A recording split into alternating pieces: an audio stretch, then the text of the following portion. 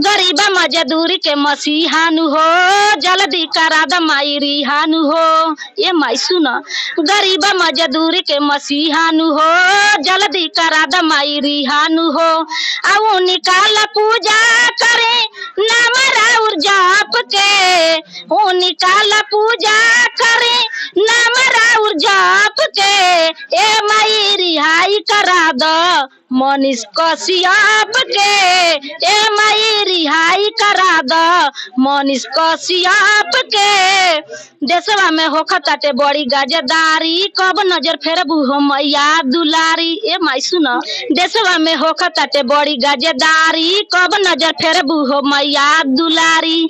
जनता के हक हिस्सा लुटेला सन हड़प के, जनता के हक हिस्सा लुटेला सन हड़प के।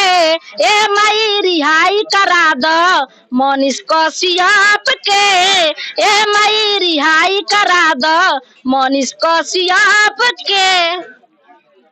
चलिए रउआ लोग तो देख रहल बानी कि एकदम मनीष कश्यप के बड़का कट्टर फैन बानी।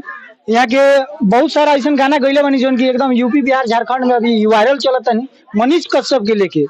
मनीष कश्यप के ऊपर बहुत अच्छा अच्छा गाना भी गईले बानी। हालांकि माई से भी गुहार लगेले बानी यहाँ की जल्दी से ए माई रिहाई करा दो मनीष कश्यप के। अच्छा कौन यूट्यूब चैनल भी बका? जी हमारा यूट्यूब चैनल है गुड़िया सिंह ऑफिशियल। हमारे चैनल पर जाए, वीडियो देखें, ढेर सारा दुलार प्यार दी, बहन के आशीर्वाद दी, बहन आगे बढ़े।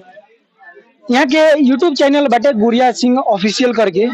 हम लोग से ये कहम कि और जितना भी मनीष कश्यप के फैन बानी लोग, सपोर्टर बानी लोग, यहाँ के चैनल पे एक बार विजिट करी और देखी। यहाँ के बहुत अच्छा अच्छा गाना गावे नहीं और अच्छा अच्छा गाना भी एक बाद से सुने।